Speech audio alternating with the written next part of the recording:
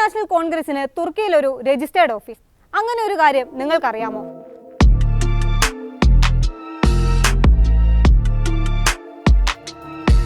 കോൺഗ്രസിന് തുർക്കിയിൽ എന്താണ് കാര്യം ചോദിക്കുന്നത് റിപ്പബ്ലിക് ടിവി മേധാവി അർണബ് ഗോസ്വാമിയാണ്. ഇന്ത്യയുമായുള്ള സംഘർഷത്തിൽ പാകിസ്ഥാന് തുർക്കി പരസ്യ പിന്തുണ പ്രഖ്യാപിച്ച സന്ദർഭത്തിൽ കൂടിയായിരുന്നു അർണബ് വെളിപ്പെടുത്തൽ എന്ന തരത്തിലുള്ള പുതിയ വാർത്തയുമായി അവതരിച്ചത്. പക്ഷേ ചാനലിലൂടെ വിളിച്ചു പറഞ്ഞ തെറ്റിദ്ധരിപ്പിക്കുന്ന വാർത്ത കൈയോടെ പിടിക്കപ്പെട്ടു. ഒടുവിൽ അത് എത്തി നിൽക്കുന്നത് കലാപശ്രമത്തിലുള്ള കേസിലാണ്. അർണബ് ചാനലിലൂടെ വിളിച്ചു പറഞ്ഞ പച്ചക്കള്ളം പ്രചരിപ്പിക്കാൻ മുൻപന്തിയിൽ മറ്റൊരാൾ കൂടിയുണ്ടായിരുന്നു, BJP IT സെൽ മേധാവി അമിത് മാളവ്യ. അർണബിന്റെ ദൃശ്യങ്ങൾക്കൊപ്പം ശത്രുവിന്റെ മിത്രവും ശത്രുവാണെന്ന് ഓർക്കുക എന്ന കുറിപ്പോടെയായിരുന്നു മാളവ്യയുടെ എക്സിലെ പോസ്റ്റ്.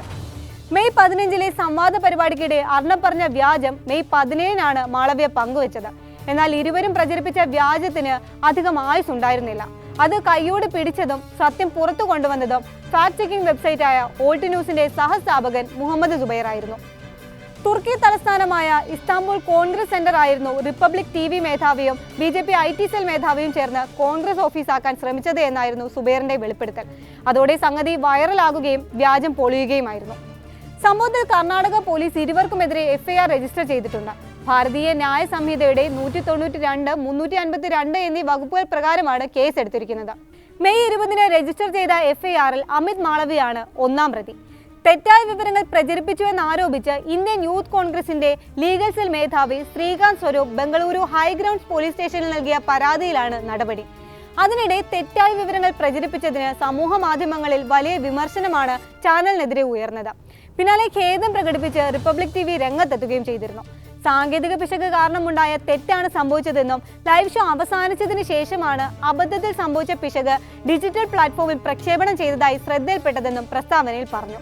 തെറ്റ് ഉടനടി തിരുത്തിയതായും റിപ്പബ്ലിക് ടിവി അവകാശപ്പെടുന്നുണ്ട്. പിശകുണ്ടായതിൽ ആത്മാർത്ഥമായ ഖേദമുണ്ടെന്നും സോഷ്യൽ മീഡിയയിൽ പങ്കുവച്ച പോസ്റ്റിൽ പറയുന്നുണ്ട്.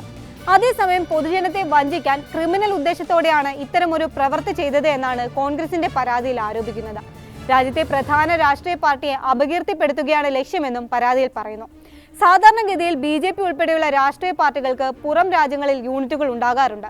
The overseas friends of BJP അഥവാ OFBJPക്ക് UK, അമേരിക്ക ഉൾപ്പെടെയുള്ള രാജ്യങ്ങളിൽ സാന്നിധ്യവുമുണ്ട്.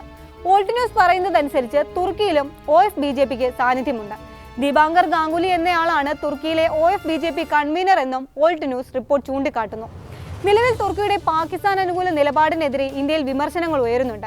കേന്ദ്ര സർക്കാർ തലത്തിലും തുർക്കിക്കെതിരെ നടപടികൾ ആരംഭിച്ചു കഴിഞ്ഞു. അങ്ങനെയിരിക്കെ കോൺഗ്രസിന് തുർക്കിയിൽ ഓഫീസ് ഉണ്ടെന്ന പ്രചാരണം ദുഷ്ടലാക്കോടുകൂടിയാണെന്നാണ് പ്രധാനമായും ഉന്നയിക്കപ്പെടുന്ന വിഷയം.